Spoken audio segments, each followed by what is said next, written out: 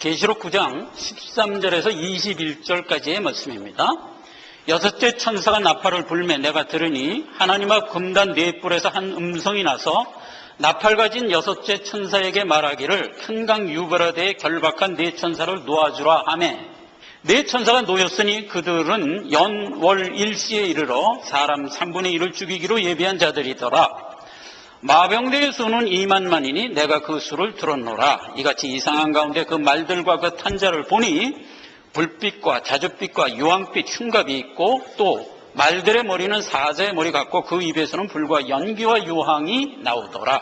이 세 재앙 곧 저 입에서 나오는 불과 연기와 유황을 인하여 사람 3분의 1이 죽임을 당하니라. 이 말들의 힘은 그 입과 그 꼬리에 있으니 그 꼬리는 뱀 같고 또 그 꼬리에 머리가 있어 그것으로 해하더라. 20절 이 재앙에 죽지 않고 살아남은 사람들은 그 손으로 행하는 일을 회개하지 아니하고 오히려 여러 귀신과 또는 보거나 듣거나 다니거나 하지 못하는 금은 동과 목석의 우상에게 절하고 또 그 살인과 복술과 음행과 도적질을 회개치 아니하니라. 이 말씀을 중심으로 했어요. 나팔재앙 6번째 재앙을 살펴보도록 하겠습니다. 13절에 여섯째 천사가 나팔을 불매 하나님 앞 금단에서 한 음성이 나서 큰 강 유브라데에 결박한 네 천사를 놓아주라. 이렇게 이제 기록을 하고 있습니다. 결박한 천사를 놓아주라 하는 얘기는 대기시켜놓은 천사에게 집행명령을 주어 나가게 하였다. 이렇게 이해를 해야 됩니다. 사명을 주어서 대기시켰던 천사에게 자 이제 때가 됐으니 나가라 이렇게 했다는 얘기입니다. 그 천사가 놓이니까 그 천사가 나가서 나팔을 분 것이 이제 여섯째 재앙으로 떨어지는데 그때 그 재앙의 기간을 정해놨어요. 어떻게 기간을 정해놨냐면 그들은 그 연월 일시에 이르러 사람 3분의 1을 죽이는 것이 재앙이 되게 했다. 이렇게 해서 이 연월 일시는 제가 말미에 그 의미에 대하여 별도로 살펴보도록 하겠습니다. 어떤 일정한 기간 동안 재앙이 역사된다. 이렇게 이제 정해줬고요. 16절에서 19절까지는 마병대 수가 2만만이랍니다. 그러니까 2만만이면 2억이에요. 마병대면 이제 군사를 의미하잖아요. 병사들이 모여서 이제 난동을 피우면서 재앙이 역사된다 하는 것으로 이제 우리가 이해를 해야 됩니다. 이것을 무슨 문자 그대로 받아들여 가지고 군인 2억이 모일 수 있는 나라가 어딜까? 뭐 이렇게 하는 거 그거는 뭐 중국밖에 없다. 모여가지고 중국 군대가 결국 나중에는 뭐 3차 대전을 일으킬 것이다. 이런 식으로 나가면 안 된단 말이에요. 그게 아니라 마병대 수가 2만만이다 하는 것은 그 재앙의 크기가 그렇게 컸다 하는 얘기입니다. 그런 얘기로 이제 우리가 의미로 받아들이면 되겠어요.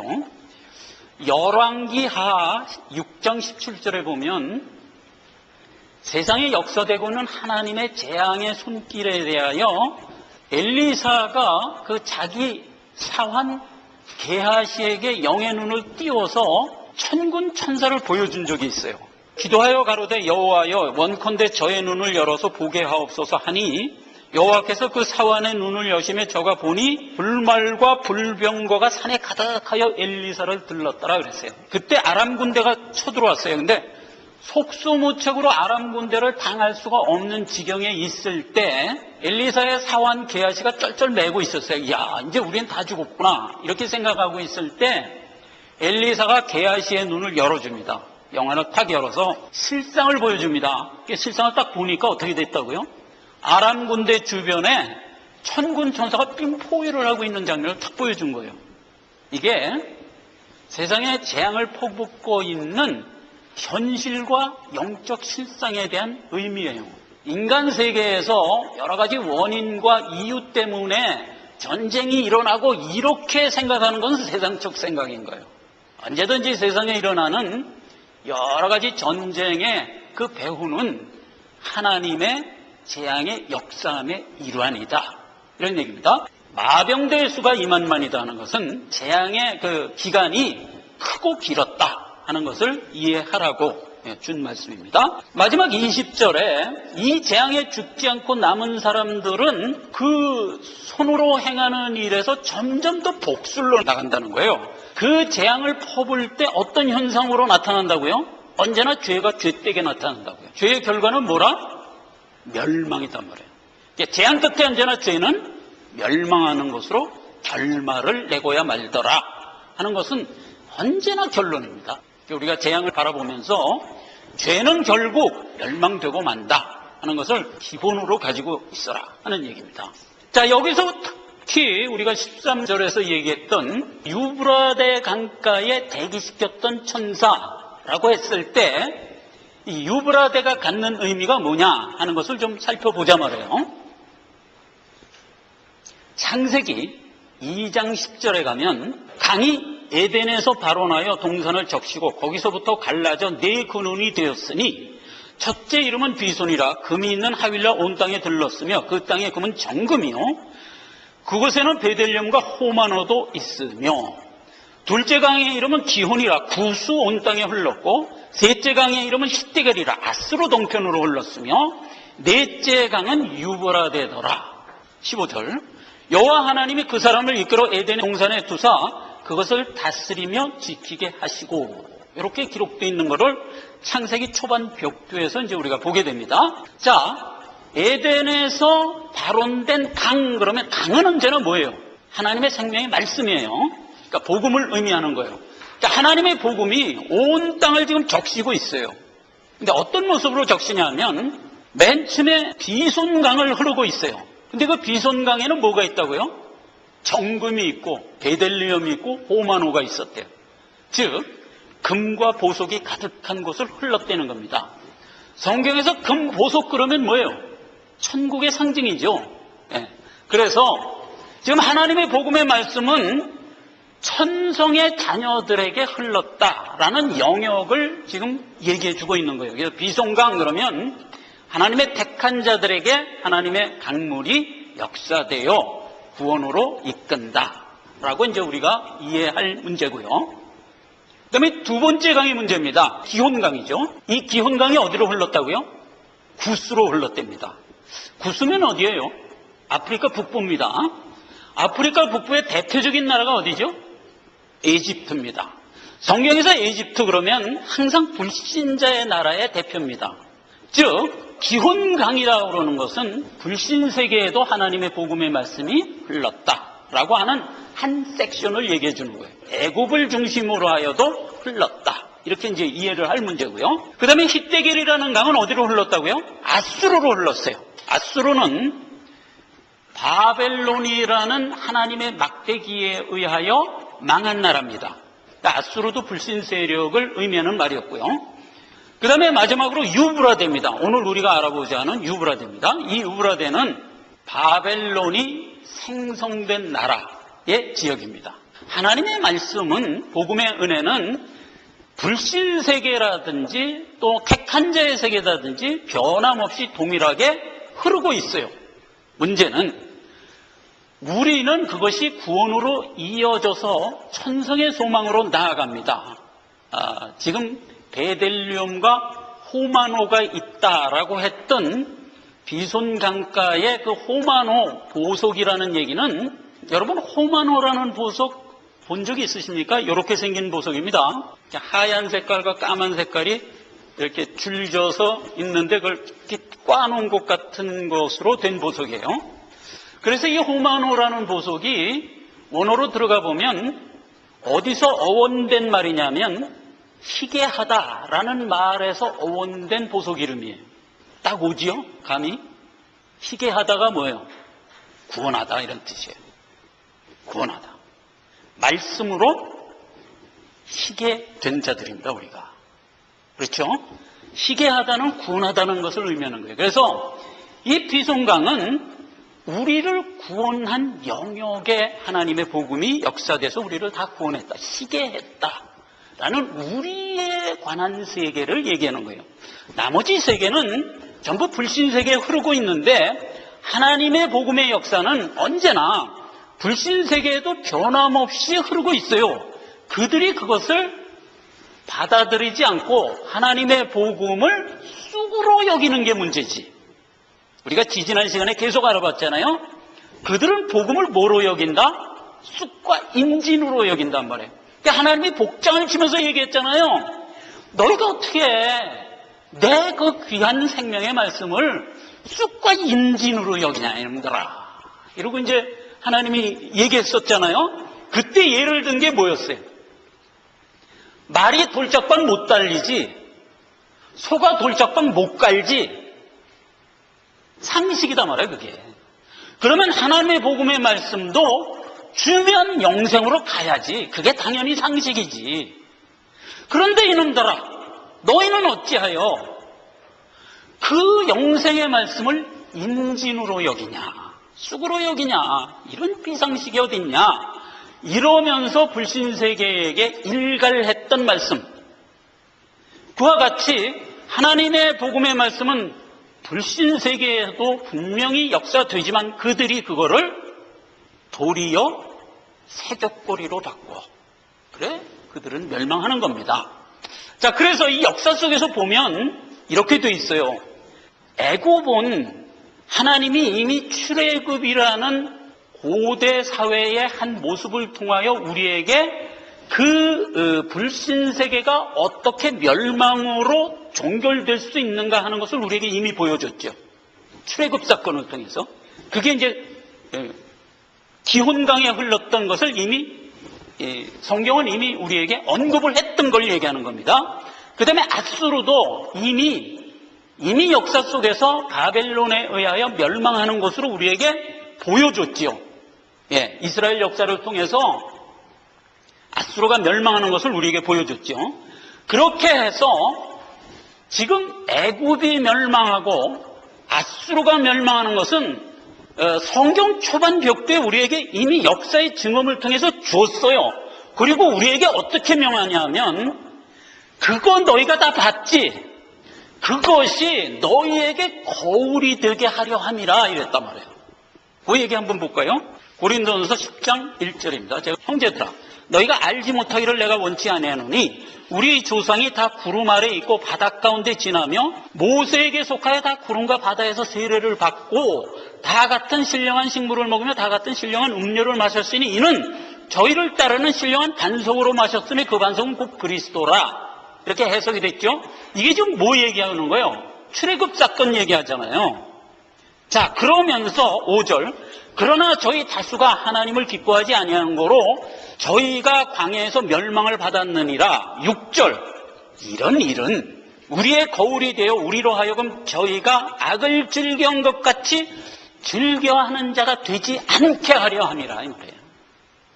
왜 이런 애굽 사건 같은 걸 성경에서 역사 속에서 보여줬다고요? 우리의 거울 되게 하려고. 그런 얘기예요.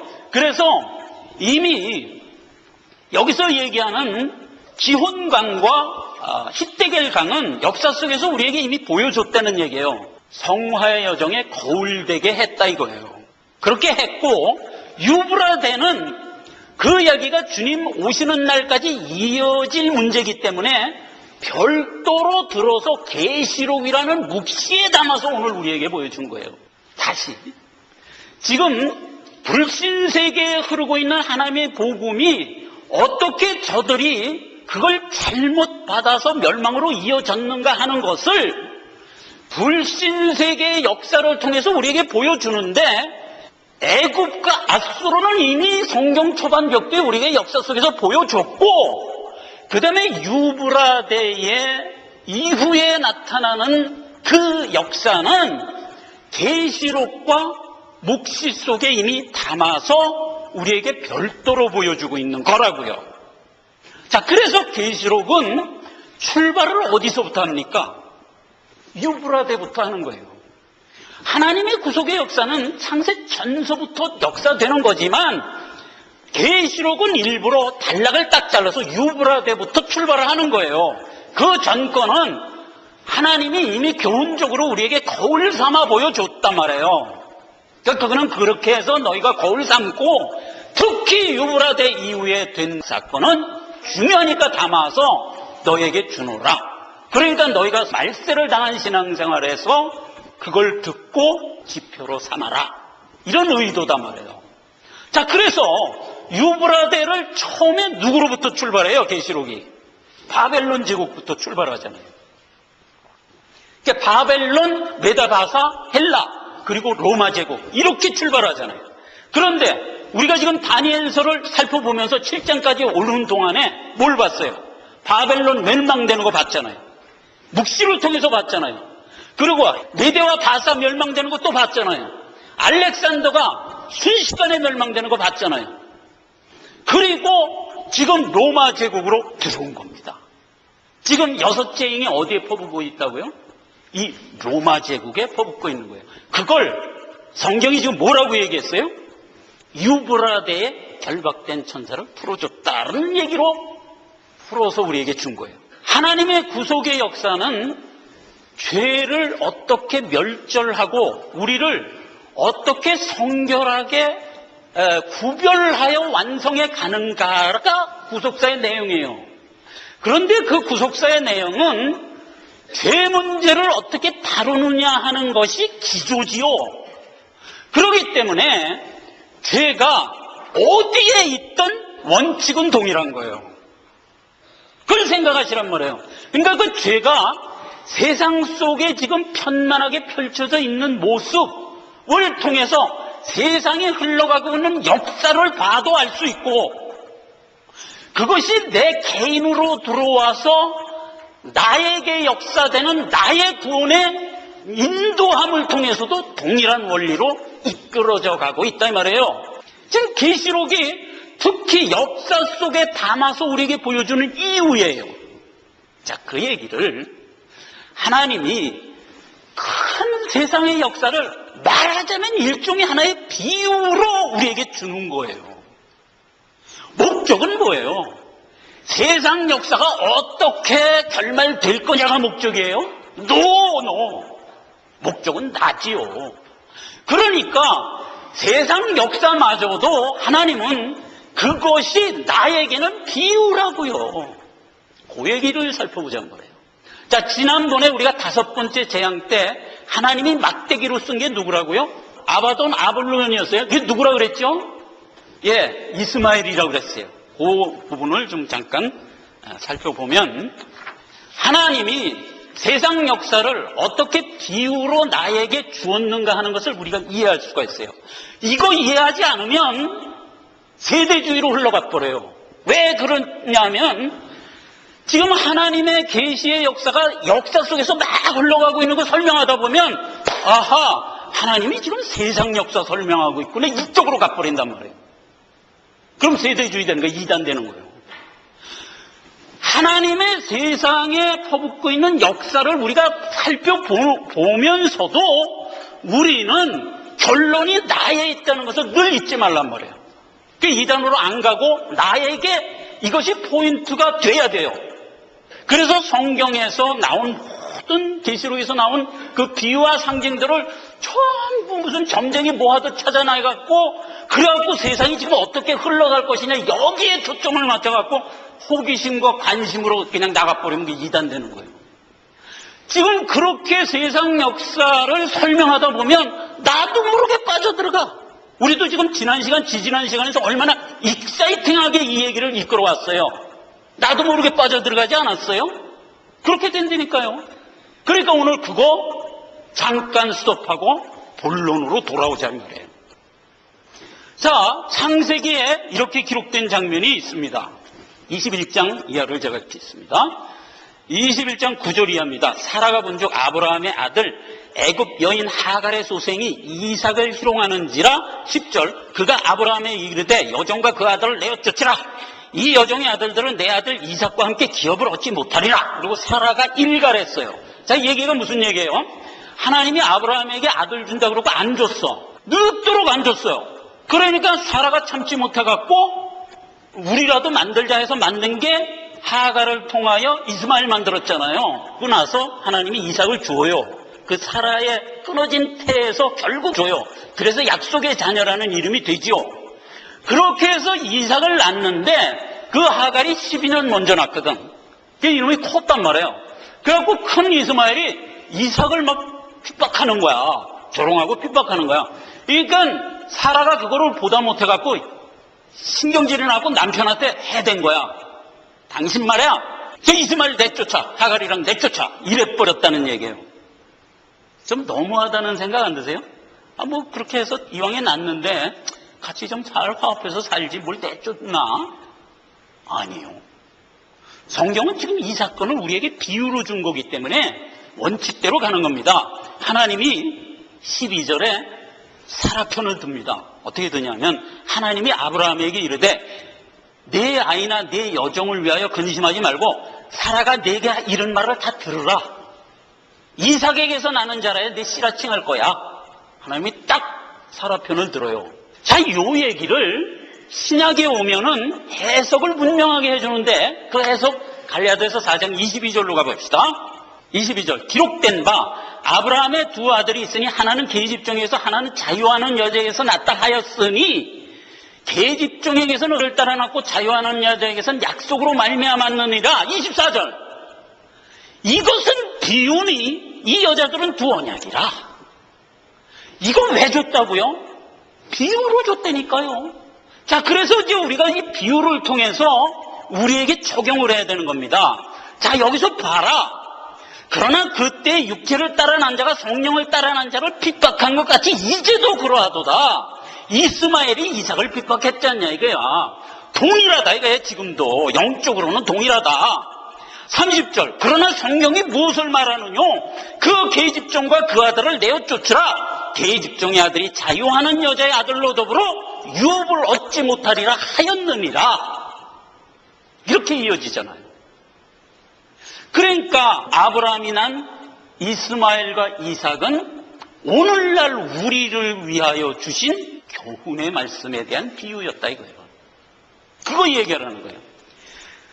그런즉 31절 형제들아 우리는 계집종의 자녀가 아니요 자유하는 사라의 자녀니라. 이렇게 해서 우리의 정체성을 분명히 정해주는 겁니다. 자, 그거 우리가 인식해야 됩니다. 자, 그래서 이 갈라디아서는요 5장에 가면은 우리에게 육신의 성정을 갖고 살아가면 안 되고 하나님이 우리에게 주신 영의 성정을 갖고 살아가야 된다는 것으로 이어집니다. 자, 그 부분 가보자고요. 5장 16절 이하입니다. 이건 너무 중요한 거기 때문에 여러분 총명이 있을 때 좀 외두시면 좋아요. 외두시면 내가 이루노니 너희는 성령을 쫓아 행하라. 그리하면 육체의 욕심을 이루지 아니하니라. 육체의 소욕은 성령을 거스리고 성령의 소욕은 육체를 거스리나니 이 둘이 서로 대적함으로 너희의 원하는 것을 하지 못하게 하려 함이라. 너희에게 만일 성령이 인도하는 바가 되면 율법 아래에 있지 아니하니라. 이렇게 정돈을 해놓고요. 19절 육체일은 현저하니 곧 음행과 더러운 것과 호색과 우상숭배와 술수와 원수 맺는 것과 분쟁과 시기와 분냄과 당짓는 것과 불리함과 이단과 투기와 술 취함과 방탕함과 또 그와 같은 것들이라. 전에 너희에게 경계한 것 같이 경계하노니 이런 일을 하는 자들은 하나님 나라를 유업으로 받을 수 없느니라. 이렇게 되는 거예요. 그리고 22절 반대로 오직 성령의 열매는 사랑과 희락과 화평과 오래 참음과 자비와 양성과 충성과 온유와 절제니 이 같은 것을 금지할 법이 없느니라. 이렇게 대비가 되는 거예요. 자, 보세요. 그리스도 예수의 사람들은 육체와 함께 그 정과 욕심을 십자가에 못 박았느니라. 만일 우리가 성령으로 살면 또한 성령으로 행할지니 헛된 영광을 구하여 서로 격동하고 서로 투기하지 말라. 이런 교훈으로 이어지는 걸 보게 됩니다. 육신의 성정이 있다는 겁니다. 우리 안에 육신의 성정은 어떤 거라고요? 시기, 다툼, 우상숭배, 이단, 방탕함, 술취함 이런 것들이라는 거예요. 근데 그런 육신의 성정대로 살아가면 어떻게 된다? 우리는 멸망할 수밖에 없다는 겁니다. 자, 그런데 하나님이 우리에게 뭐를 넣어주셨어요? 성령이 내주함으로 영을 살려주셨어요. 자, 여러분 구원을 받았다는 것을 내부적으로 들어가서 인수분해를 하면 어떤 얘기가 되냐면 이런 얘기가 되는 겁니다. 아담과 하와 이후의 모든 인류는 죄로 죽었어요. 죄로 죽었다는 것은 무슨 의미냐면 우리 육신은 육정만 남고 영은 아예 죽어버린 거, 요 상태를 죄로 죽은 자라고 얘기하는 거예요. 자, 그런 우리에게 하나님의 성령이 내주함으로 우리를 살려내는데, 그 살려내는 것을 어떻게 살려내냐면 이렇게 살려냅니다. 먼저 우리 죽었던 영을 다시 살려냅니다. 그래서 우리가 죽어있던 영이 살아납니다. 그러나 죄된 몸은 죄된 몸인 채로 일단 놔둡니다. 그렇게 된 거를 구원받았다라고 얘기하는 거예요. 그걸 구원받았다 그러는 거예요. 로마서에 가봅시다. 로마서 8장 9절입니다. 만일 너희 속에 하나님의 영이 거하시면 너희가 육신에 있지 아니하고 영에 있나니 누구든지 그리스도의 영이 없으면 그리스도의 사람이 아니라. 어떻게 해야 된다고요? 그리스도의 영이 내 안에 들어와야 된다니까요. 그래야 그리스도의 사람이 되는 거예요. 자, 10절입니다. 또 그리스도께서 너희 안에 계시면 몸은 죄로 인하여 죽은 것이나 영은 의를 인하여 살았다 이거예요. 그게 구원받은 상태예요. 그러니까 우리가 구원을 받으면 죽었던 영이 살아나고 몸은 죄된 몸인 채로 일단 그냥 있는 거예요. 그런 상태를 일단 하나님이 구원했다고 얘기하는 거예요. 여기서 이제 큰 우리의 목표가 생겨나는 겁니다. 즉, 우리의 영은 옛날에 죽어서 몰랐는데 이제 살았기 때문에 하나님의 말씀을 받는 존재가 돼버렸어요. 그래서 하나님이 명하는 것을 우리가 받고 그것을 내 영의 소욕으로 갖게 됐어요. 소욕으로 갖게 됐다고요? 옛날에 내가 죄인일 때는 내 영이 죽어 있기 때문에 하나님 천성에 대한 소욕이 없었어요. 그런데 이제는 하나님이 성령이 내주함으로, 그러니까 성령의 세례로, 우리가 흔히 듣는 얘기예요. 성령의 세례로. 그 얘기는 하나님의 성령이 내 안에 내주함으로 내 죽었던 영이 살아서 영의 소욕에 눈뜬 자, 산자가 됐단 말이에요. 자, 그걸 구원받았다고 그러고 그 부분을 뭐라고 얘기한다? 칭의라고 얘기하는 거예요.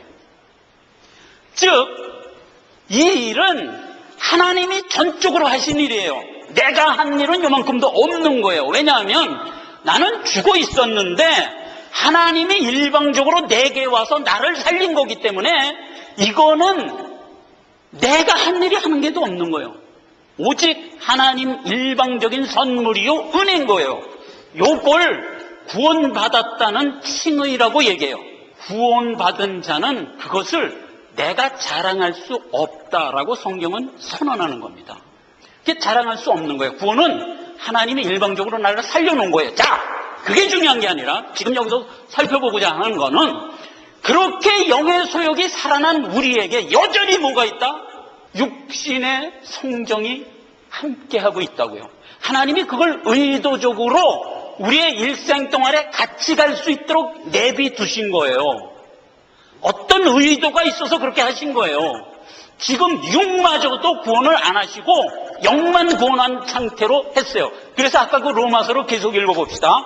11절에 예수를 죽은 자 가운데서 살리신 이의 영이 너희 안에 거하시면 그리스도 예수를 죽은 자 가운데서 살리신 이의 영이 너희 안에 거하는 그 영으로 말미암아 너희 죽을 몸도 살리시리라, 이렇게 돼 있어요.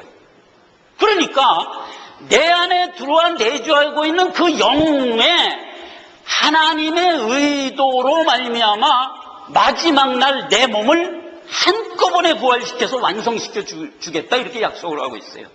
그러니까 자 보세요. 우리의 구원의 완성은 어떤 모습으로 되게 돼 있냐? 먼저는 영을 살려놓고 그 다음에 쭉 성화 여정을 가게 하고 마지막 날 한꺼번에 내 육을 신령한 몸으로 바꿔놓음으로써 완성한다. 이게 구원의 완성의 모습이단 말이에요. 그런 구원의 완성의 모습 속에서 우리가 택함을 받고 지금 이 길을 가고 있는 지금 우리는 어떤 모습으로 살고 있어요? 영만 살았지. 그리고 육정은 그냥 죄된 모습 그대로 안고 살아가는 자다 말이에요. 자, 그래서 지금 갈라디아서 5장에 있는 말씀이 우리에게 준 이유예요. 육신의 소욕은 어떤 거다? 그냥 죄된 거예요. 술수와 우상숭배와 투기와 방탕과 술취함과 이단과 이런 것들이 그냥 끊임없이 나온단 말이에요. 이거는 누가 가르쳐줘서 나오는 게 아니야. 내 육정의 제네레이션, 자생에서 나오는 것들이에요. 그런 상태에서 우리 영의 소욕이 살아서 내 안에 함께 있단 말이에요. 자, 그러니 둘이 싸우겠어요? 안 싸우겠어요? 당연히 싸우지. 그 얘기를 하는 거예요. 육신의 소욕은 성령의 소욕을 누르고 성령의 소욕은 육신의 소욕을 누르고, 그래서 둘이 서로 원하는 것을 하지 못하게 하려 함이라.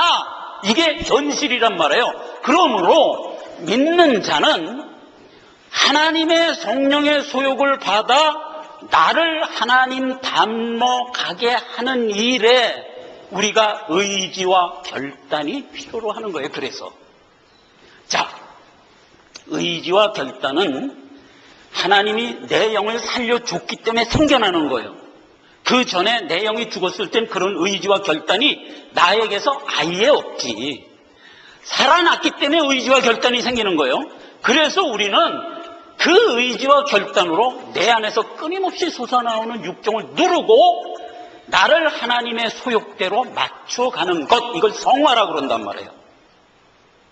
그래서 성화는 인격적 문제인 거예요.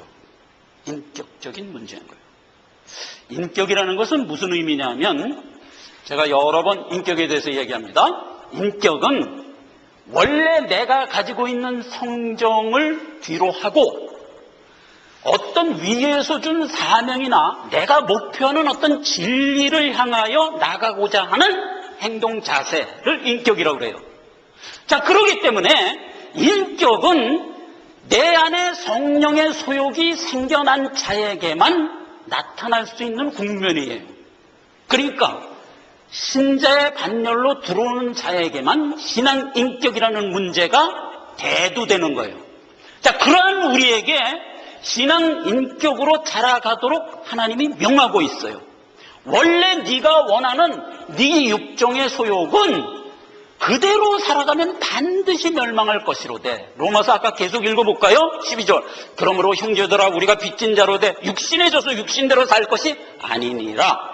너희가 육신대로 살면 반드시 죽을 것이로되 영으로서 몸의 행실을 죽이면 살리니 무릇 하나님의 영으로 인도함을 받는 그들은 곧 하나님의 아들이니라. 이렇게 결론이 나잖아요. 그러니까 우리에게 하나님의 그 영의 소욕을 줌으로써 우리가 그 영의 소욕대로 살아가고자 하는 내 의지와 결단이 결국 뭐를 이긴다?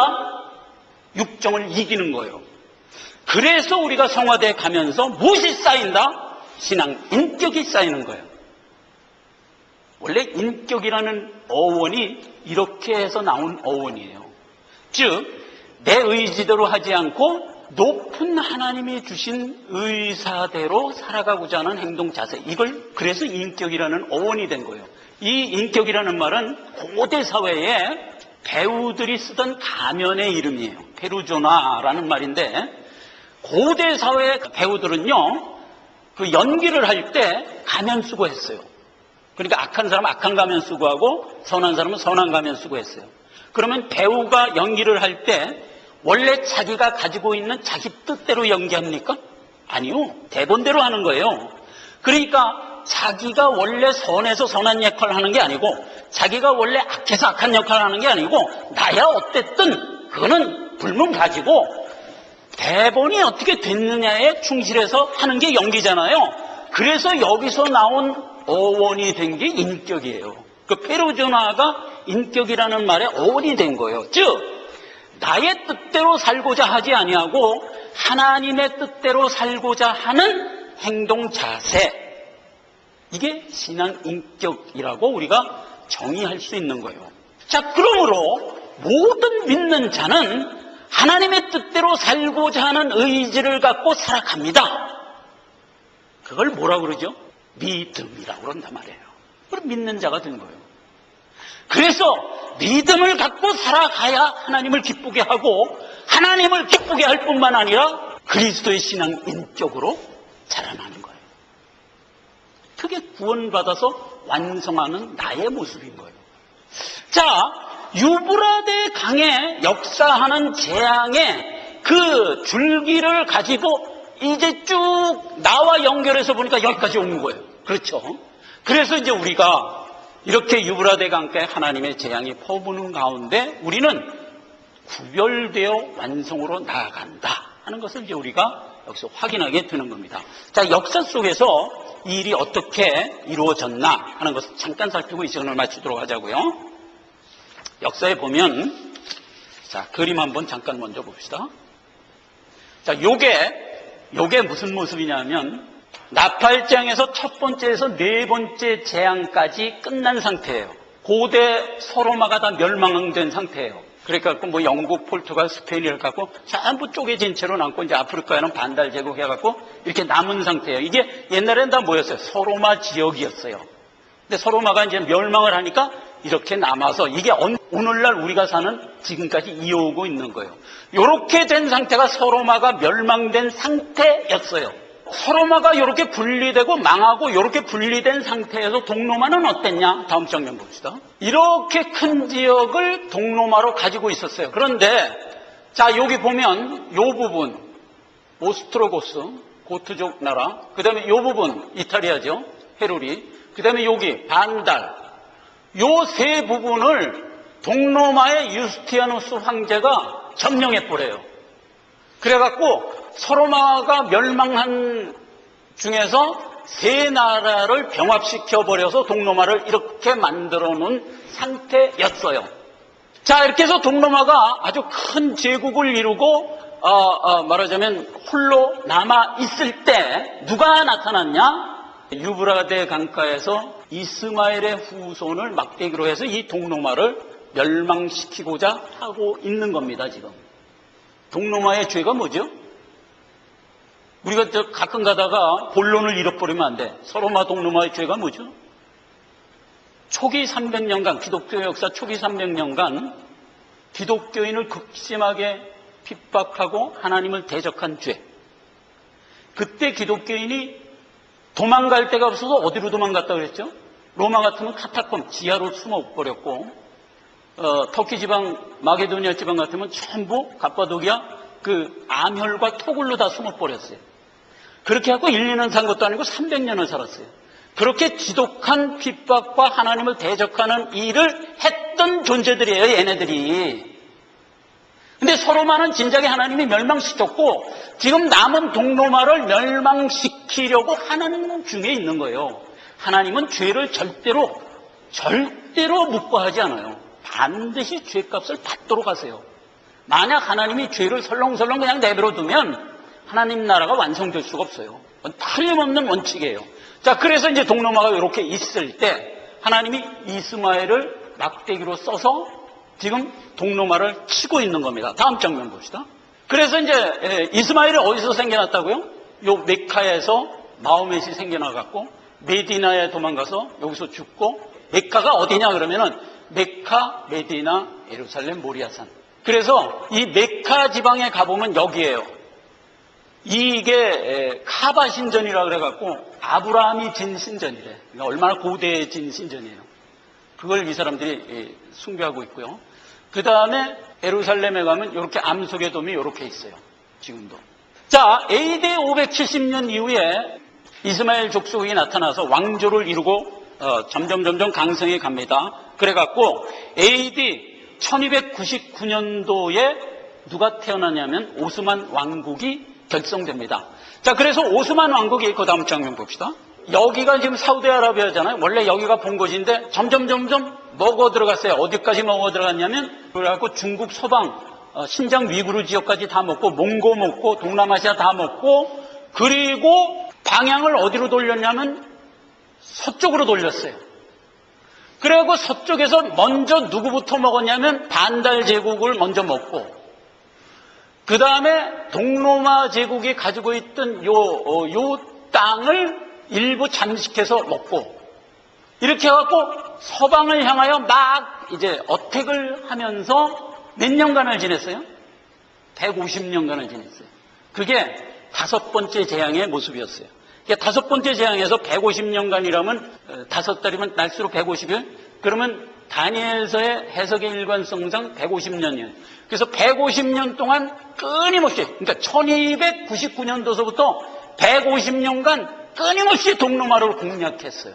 이슬람과의 전쟁에서 아주 시달려서 거의 멸망할 지경에 이른 상태에서 지금 6진으로 온 겁니다, 우리가. 오토만 제국이 강성에 들어가고 이제 동로마를 거의 시료 지배를 하고 있을 때 동로마의 요한나 8세 왕이 죽었어요.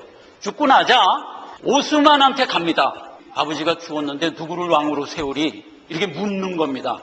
그랬더니 오스만이 이렇게 보고 너 왕대. 그러니까 세운 놈이 콘스탄티누스 11세 아들이 왕이 된 거예요. 자, 그래서 이날이 언제냐?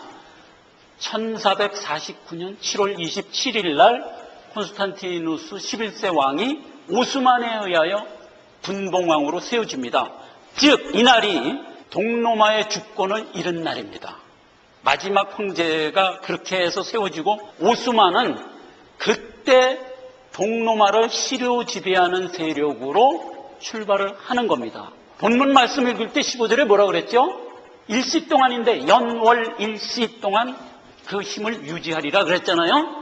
그래서 그 연월 일시를 어떻게 우리가 해석을 해야 되느냐? 다니엘서에서 늘 하는 방법대로 날수로 환산하면 이렇게 됩니다. 연 그러면 360일, 구약 달력으로 해야 됩니다. 오늘날 우리 달력으로 하는 게 아니라.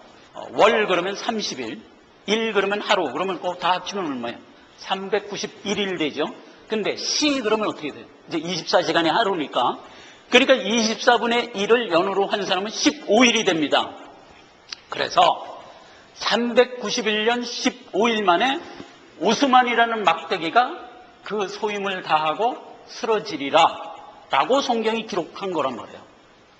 그러면 1449년 7월 27일서부터 391년 15일을 지나고 나면 그날이 언제냐? 1840년 8월 11일이에요. 성경에서 지금 15절에서 얘기한 연월 일시에 이르러 사람 3분의 1을 죽이기로 예비한 자들이 그 소임이 연월 일시다 하는 것이 증언이 됩니다. 자, 이 얘기가 뭐 그렇게 중요하냐? 한 오스만 제국이 멸망하는 것이 뭐 그렇게 중요한데 이렇게 성경에다 날짜와 시간까지 딱 정해서 우리에게 알려줘야 했을까? 그 말이에요. 그 얘기는 다니엘서 12장 4절에 애당초 이렇게 기록이 되어 있어요. 다니엘아, 마지막 때까지 이 말을 간수하고 이 글을 봉함하라. 많은 사람이 빨리 왕래하면 지식이 더하리라 그랬어요. 그러니까 계시록이 언제부터 열린다고요? 많은 사람이 빨리 왕래하고 지식이 더하는 때 가면 열리게 되리라 라고 했잖아요. 그러면 많은 사람이 빨리 왕래하고 지식이 더하는 때가 언제일까? 두루뭉실하죠. 17세기 초서부터 자동차가 생겨났거든. 전기기관이 생겨났거든. 그럼 그때서부터 사실은 계시가 조금씩 열리기 시작했어요. 그렇게 해갖고 역사 속에서 막 이런저런 역사적인 사건들이 일어나니까 신학자들이 성경에서 얘기한 얘기가 이 얘기였구나 하면서 막 드러나기 시작한 거예요. 그랬는데 미국의 필라델피아에 있는 회중교회 조수아 목사님이, 다음 장면 볼까요? 이분이 필라델피아에 있는 침례교 목사였어요. 그분이 다니엘서를 이렇게 연구하는 가운데 분명히 오스만 제국이 틀림없이 하나님이 쓴 6번째 재앙의 막대기다. 그러면 오스만 제국이 연월 일시가 지나면 쓰러진다고 그랬는데 그렇다면 언제 오스만 제국이 쓰러질까 하고 생각을 하는 중에 연월 일시를 그렇게 적용해서 391일 15일을 딱 적용해 보니까 1840년 8월 11일이 딱 된 거예요. 그래서 조수아 목사님이 맞아, 이게 틀림없는 거다 이렇게 해갖고 발표를 해버렸어요. 미국 신문에다가. 그때 미국은 막 자유주의가 나와갖고 프린스턴 대학이 자유주의로 회귀하고 이래갖고 막 자유주의 물결이 막 일어나서 무신론으로 치닫고 있을 때예요. 미국이 그때부터 무신론으로 치달아서 오늘날 미국이 거의 다 무신론이 됐는데, 그래서 미국의 저널들이 조롱을 했어요. 이야, 저 조수아 목사 말이야. 그러면서 저널들이 한 얘기가 뭐냐면 1840년 8월 11일 날 네 말대로 오스만 제국이 떨어지는 역사가 일어나면 내가 예수 믿을게. 이러면서 이제 막 조롱을 했어요. 근데 그날이 정말 딱 됐는데 무슨 일이 일어났냐면 한편 오스만 투르크 제국은요 막 서방 세계를 공략하는 중에 점점 약화되기 시작했어요. 오스만 투르크 제국은 내부적으로 외부적으로 약해질 수 있는 요인들을 막 안고 있었어요. 그리고 하나님이 정한 거야. 뭐 따질 것도 없고. 그래서 이제 약해지는데 첫째는 이제 북쪽에서 스라브 민족들이 그 오스만 투르크가 지배하고 있는 크림 반도를 막 침략해 내려와서 세르비아를 세웠어요. 그래갖고 막 잠식해 들어가고, 그 다음에 반달 제국도 다 뺏기고, 그 다음에 서구 열강이 그때 강대해지기 시작했어요. 뭐 영국, 프랑스, 독일 이런 게 막 강대한 나라가 돼갖고 오히려 오스만 터키를 막 눌렀어요. 그리고 반달 제국이 옛날에는 오스만의 그 지휘 아래에 있었잖아요. 그러니까 에집트가 오스만의 지휘 아래에 있었는데 에집트가 이제 강성해져갖고 오스만이 점점 약해지니까 신경질이 나잖아. 그동안 자기 지배받은 게. 그래갖고 보복전쟁을 해갖고 쳐들어와 버렸어요. 오스만을. 그래갖고 이스탄불까지 와갖고 함대 와서 1리터 한포 사가고 지금 막 이스탄불이 막 초토화가 되고 있는 상태에 있었어요. 한편 오스만은 술탄제 왕국이었잖아요. 술탄제라는 건 오스만을 1대 술탄으로 해서 이게 이제 카리프인데 36대까지 갑니다. 그렇게 가는 중에 이 당시에 오스만 제국이 왕이 메흐메드 2세인데 그 메흐메드 2세가 무슨 제도를 만들었냐면 술탄이 죽으면 그 아들 중에서 술탄이 하나 뽑히고, 그래서 이제 그 술탄이 지배하다가 죽으면 또 아들 중에서 뽑히고 이렇게 되는 거잖아요. 그런데 또 남은 아들 중에서 반란을 일으키는 거예요, 꼭. 그래갖고 그 된 술탄을 꺾어내리고 자기가 술탄 되고 막 이러는 거를 몇 번 했냐면 17번을 했어. 그러니까 허구한 날 반란이 일어나는 거야. 그러니까 이 메흐메드 2세가 그게 싫어서 무슨 법을 만들었냐면, 야, 술탄이 하나 뽑히면 그 다음에 남은 아들은 다 죽여라. 이런 법을 만들어버린 거야. 이게 안 믿는 자들은요, 그 허는 생각이며 행태가 늘 이래. 그러니까 남은 아들을 다 죽여버렸네. 얘네들이 아들을 또 존만이 나요. 막 17명, 20명 이렇게 낳잖아요. 이게 누구 하나 술탄 뽑으면 17명 다 죽이는 거야. 그러니까 그 비극이 얼마나 커요. 오스만 제국을 허약하게 만들어버리는 거야, 내부적으로도. 그렇게 해갖고 이제 막 허약해져 있을 때 에집트가 그냥 신경질 난다고 150년간 점령한 게 신경질이 나니까 아예 쳐들어버린 거야.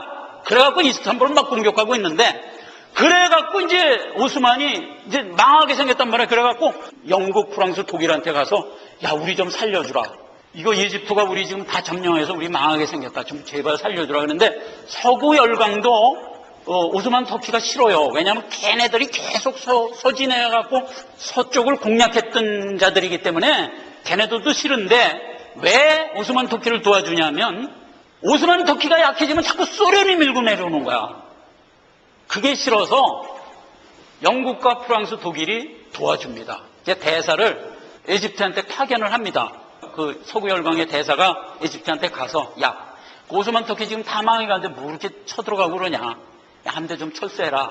이랬어요. 그러니까 이제 에집트도 말하시다. 뭐 저놈 새끼들이 미워서 내가 쳐들어가긴 했지만 저걸 뭐 점령해갖고 내가 뭐 영토 삼을 것도 아니고 알겠다. 그리고 그날 함대로 철수해버렸어요. 그날이 1840년 8월 11일이에요. 그러니까 전 세계 신문에 대서특필이 된 거야. 오스만 드디어 굴욕적으로 살아남다. 이렇게 이제 대서특필이 되니까 조수아 목사님이 예언했던 게 딱 맞아떨어졌네. 그래가지고 그때를 시점으로 해서 계시록에 열리리라 했던 일이 막 증언으로 나타나기 시작했다 이 말이에요. 그게 포인트예요. 왜 하나님이 하필 연월 일시 해갖고 391년 15일하고 날짜까지 딱 정해서 그 일을 역사했을까? 다니엘서 12장 4절에 마지막 때가 되면 계시가 열릴 거야 라고 얘기했던 것 증언 주려고 하나님은 전 세계를 강한 손과 어미로서 다스립니다. 그러니까 하나님 두렵죠? 두렵습니다. 그런데 하나님은 우리 아버지이기 때문에 우리는 하나님이 하시는 일이 유머스럽습니다. 여러분 그거 아세요? 여러분 가정에서 요즘에는 아버지의 위치가 많이 약화됐는데 옛날에는 아버지가 아주 컸습니다. 가정에서 아주 어미였었죠. 그런 어미의 아버지에게 항상 그 자녀들이 뭘 느끼죠? 정상적인 가정이라면 그 어미의 아버지가 늘 자녀들한테는 웃음을 늘 주신다고요. 제일 좋은 유머를 언제나 아버지가 구사하는 거예요. 서구 사회의 그 문화 속에는 높아질수록 유머 감각이 없으면 머리 나쁜 사람으로 칩니다. 하나님이 우리를 역사 가운데 이끌어가면서 얼마나 유머러스한 분인지 아십니까? 그 중요한 복음의 어떤 그 표대를 우리에게 주시면서 그걸 해필 요나에게 줬어요. 요나가 누구요? 청둥벌거지였다고요. 다른 사람한테 안 주고 청둥벌거지한테 그 중요한 복음의 내용을 득 담아줘요. 왜? 내 새끼는 머리가 좋든 나쁘든 동일한 거야, 하나님은. 그러니까 가장 말썽 피우는 놈 딱 세우다가 역사의 단초를 딱 삼죠. 요나가 얼마나 코미디 짓 하는지 여러분 요나서 읽어보면 다 알죠? 네. 하나님 가라 그러니까 어디로 도망가는지 아세요? 다시스로 갔는데 다시스 어딘지 아세요? 스페인이에요. 오늘날 스페인이라도 멀어요. 그 당시 스페인이면 요나가 스페인으로 도망가려고 배 밑에 들어가서 퉁 자고 있는 거야. 왜? 하나님 아들이니까. 하나님 명을 어겨도 하나님이 나 군밤은 때리지만 망하지 않을 걸 요나가 아는 거야. 그래서 거기서 푹 자지요.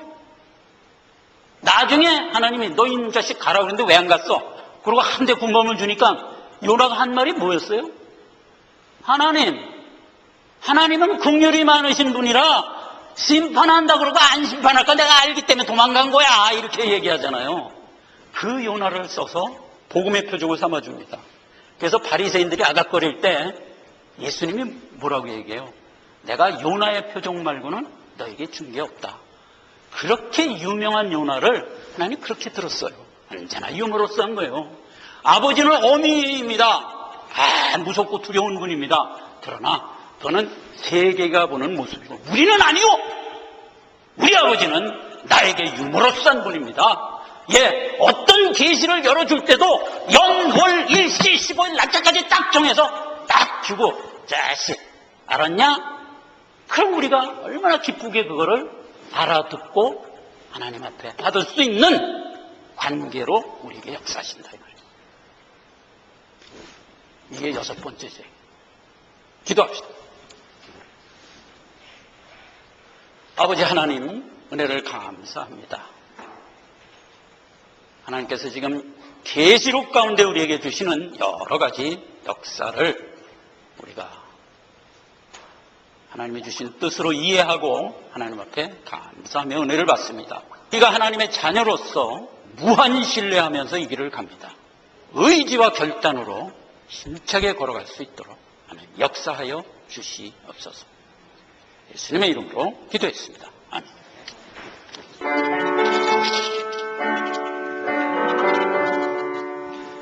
내 모든 소원 기도의 제목